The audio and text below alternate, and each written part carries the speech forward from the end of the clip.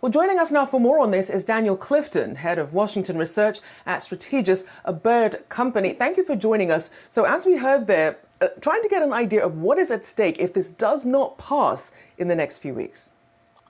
That's right. So Congress has been debating a much larger piece of legislation that touches on trade policy, semiconductors, and National Science Foundation research. And the House and Senate just could not reconcile their differences. Given the urgent need that the Secretary just outlined, the goal right now is to strip out the funding for semiconductors. It's about $50 billion, and to be able to pass that as a standalone measure.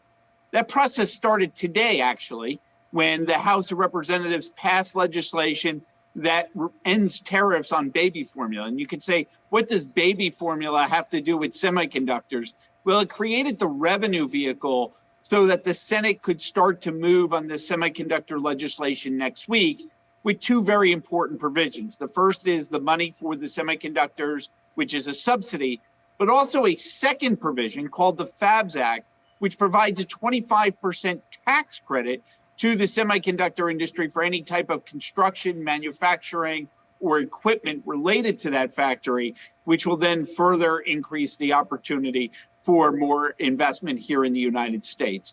The administration's message is a little bit complicated in terms of the stakes. They're saying if this bill does not pass, China wins. But at the same time, you're seeing these factories go into U.S. allies. So I don't think it's as clear cut as the political messaging that we're hearing. But clearly, there is a move for supply chain resiliency in America, where the U.S. policymakers do not want to be subject to foreign supply chains, especially after COVID and the war in Ukraine. And they want those critical semiconductors here in the United States protected and willing to change the U.S. economic model, one based more on industrial policy, to be able to get there. So I'm not sure if the bill is going to pass on Tuesday. I actually don't think that it will have 60 votes in the Senate, but directionally, we're on a path to get this bill passed. It may take a little bit longer than the Secretary of Commerce had suggested. Well, Daniel, two-part question here. One, what do you think that timeline then more realistically looks like? And you mentioned the fact that you don't think it's as clear-cut as the U.S. loses and China wins if we don't see something passed. I guess, how big of a setback, though, has this been for the U.S., more broadly speaking, when it comes to the chip industry? Absolutely. Those are great questions. And if you think about it, the future of chips, people call it the new oil. So you want to be able to have that here in the United States, given that there is a deglobalization pattern that's going on around the world. And so the way that we think about it is that you're going to want to harbor your very critical technologies, such as chips and everything that goes associated with that, and have them here and produced in the United States. Even if it goes to Germany, it's not a win for China, but it still defeats the purpose because you want that here. And so that message is coming across. This bill got, 80 votes in the United States Senate when it was first passed on, and we think that we're going to reach some sort of deal. But it's very complicated right now because it's intertwined with the president's larger fiscal agenda, where the Democrats are considering passing a legislation with Democratic-only votes on what's called budget reconciliation for taxes and renewable energy and health care. And the Republicans said, we're not going to help on any legislation until you forego that larger fiscal package. So it's complicated and compounded by that. And I got to tell you, it's not just the Republicans in the Senate. There are some folks in the House of Representatives who are not sold on this smaller bill yet. So it's going to take some work to work that out. Do I think that this bill could pass in September? Absolutely, I think it will. And if it doesn't pass in September, then it will likely pass in the November election, but before the new Congress comes into office. We got to frame it whenever it does. This is a textbook definition of congressional dysfunction. Both parties agree on this. It originally passed the Senate 13 months ago. It is incredible we are still talking about it. Sorry for the twofer here. How important is it for national security? Because the Secretary of Defense today weighed in on the CHIPS Act. And what does it mean for the U.S. automobile industry? Absolutely. So both of them are critical.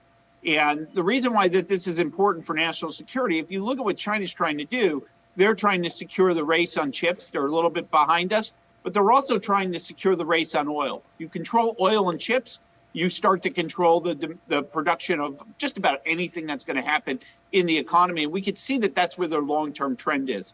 So from a national security perspective, I think that's why you're getting a lot of Republicans who are frankly uncomfortable with subsidizing private industry. If there's such chip demand, as the Secretary of Commerce laid out, then you shouldn't need government funding to do this. But it's because the national security is now tied to that economic security. I would also agree with your point that this is a classic case of congressional dysfunction. But again, you've got to think about it. It was very bogged down over trade policy in the House, which is a very, very different and unrelated issue to where we are today.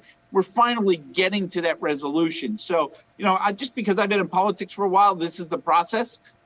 Whether it's 1 month or 2 months, I'm not really sure it's going to make a difference. The companies see we're on the path to this. I do think that Intel and Global Foundries will move forward. The car companies are very critical in getting this bill through, largely because they're going to need these chips, as well as just the general technology companies. So you have a broad coalition looking for it. The way investors are looking at this is absolutely critical. We just had a chip shortage catalyst. That chip shortage is now beginning to wane. Investors now see this as the next catalyst for semi-equipment spending. And that's why as soon as this vote was announced yesterday, you saw a big uptick in the semiconductor stocks. So it is a catalyst that is being very closely watched in financial markets today. Yeah, we saw a nice pop today as well. Get her done, Congress. Daniel Clifton, good to see you. Have a good weekend. Thanks.